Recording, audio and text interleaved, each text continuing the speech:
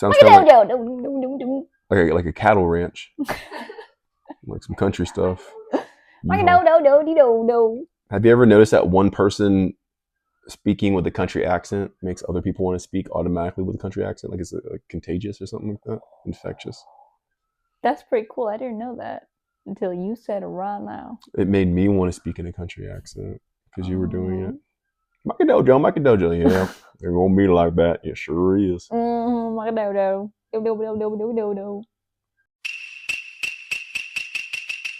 Mikey Dojo. What would you say is the best thing about you?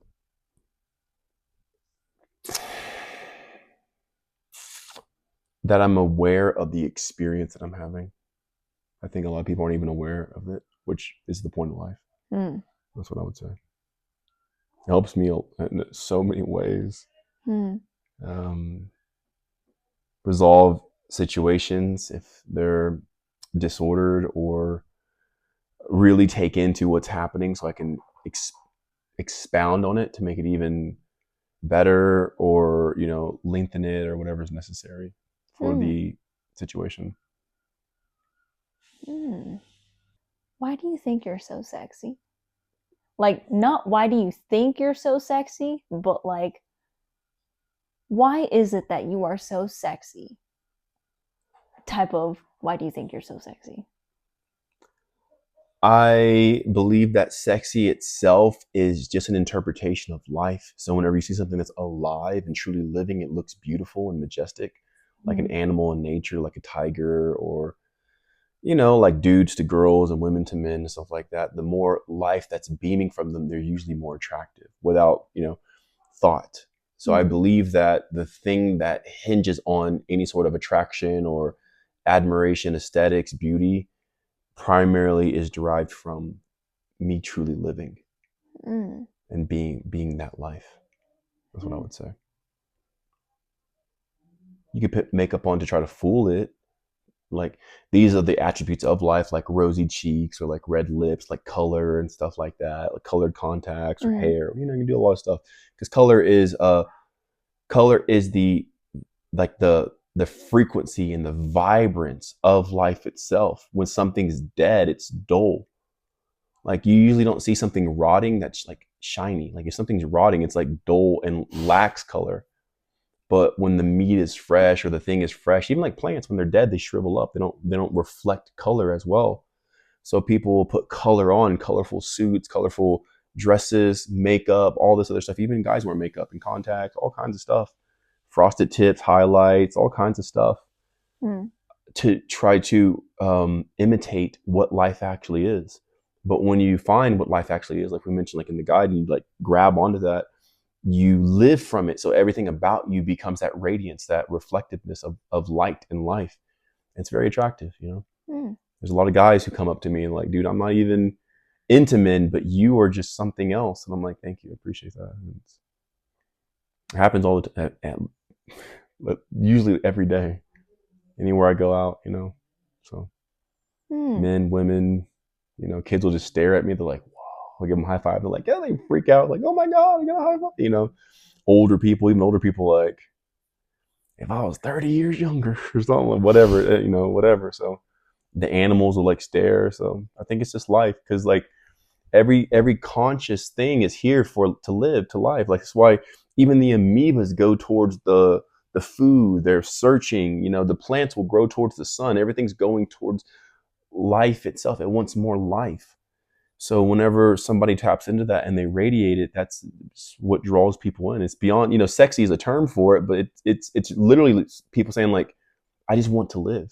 And you are the closest thing to that next level that I know. That's what a lot of people, they'll come into my DMs not even knowing what to say, but they're like, hey, I had to reach out to you. Like, I just found you, I just stumbled upon your page. I don't even know what to say, but hey, I just felt like I should reach out to you.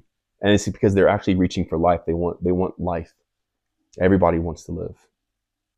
So when you said that, it reminds me of the whole like, don't try to make the technique.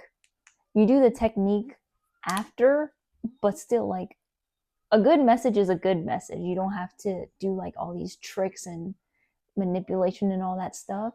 If it's a good message, it'll still land no matter what. So it's like, hey, you can put makeup on, but if it's alive, it's still alive. But what do you think is the most ultimate form of what living looks like if we're also, because I remember you saying that we're impressions of geometry, but also color, like shapes and color, which is like the fundamental things that we learn when we're kids and we're attracted to and drawn to, like a kaleidoscope type of vibe. But what's the ultimate form of life? Well, I would say that I can give you an answer, but the greatest form of that question, the answer for it, would most likely um, exceed my comprehension. Because to be the ultimate, to even know the ultimate form of life, you would have to be near the ultimate form of life yourself to even know. I can give you all these things like, oh, superpowers and this and vibrance and colors, but that's speaking on the spectrum that I currently occupy myself. So I could say like, oh yeah, well, it looks like no insecurity, consistently satiated. Everything has a form and it's not dismantled. You know, like the body, there's no like sagging or like dilapidation within the body and things like that. There's vibrance and exuberance, the potentiality to glow in the dark or like have some sort of radiance, like you're emitting light because you're able to utilize it so much and you're familiar with it. Um, I would say having the usability of the different functionalities within your body, including emotions and how to direct them. You can use an emotion to literally create light or do this or do that or materialize objects, all kinds of stuff. So I think the highest form of life would have to be like to get the answer, like a person would have to be close to it. I can give you these great things, but those are just great things from this position. Mm-hmm. So I can speak on the highest thing that I could share. You know, maybe it'd be something like a superhero being able to create quantum tunnels and maybe multiverses, and like they all live within the consciousness of that thing. But I believe it goes even beyond that. The highest thing I can think, I believe it goes beyond that, and I can think pretty high, like a Dr. Manhattan type of being. You know, the one above all, or whatever it would be, some sort of comic thing, like a god deity. But I think even that, because it can be comprehended, I think it vastly supersedes that. Because even with following the guide with myself, I never thought I would be here. I would never thought I had big muscles and be shredded and change my eye color and have all this energy and everything else. I didn't foresee that coming because I wasn't in because the realm fuels the thoughts.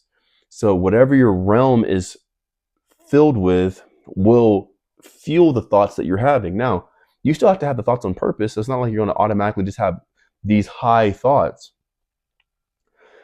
But at least you have the realm that can fuel it. You could use the realm to go think ignorant thoughts, stupid thoughts, you know, but if your environment is full of toxins and pollution, it's really hard to think in high manners and high ways. That's why a lot of people are stunted, because their air is so polluted and they're everything. They eat things that aren't food, and they don't get exposure to too much of true life itself, like nature, like the sun and the trees and everything else. So their mind is vastly stunted, vastly stunted. Like the amount of blocks working against them are insurmountable.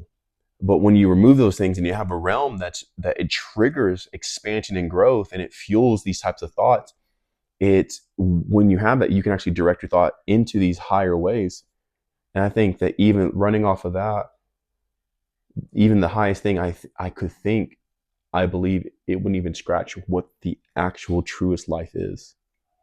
I'm on the path to it, but that's the beauty of it. Like it's greater than I could perceive and imagine. So I guess one of the indicators of whether or not you're on the path is whether or not you're regenerating or not, keeping a liveliness or not. Well, if I'm on the path, yeah. I mean, am I tired? Do I not? It's not bad to be angry. It's not, it's not bad or anything like that to be angry, sad, or whatever. But if you don't have control over it, or you're not like driving it, you're not, I'll use anger to my benefit to achieve or accomplish, obtain, whatever it is.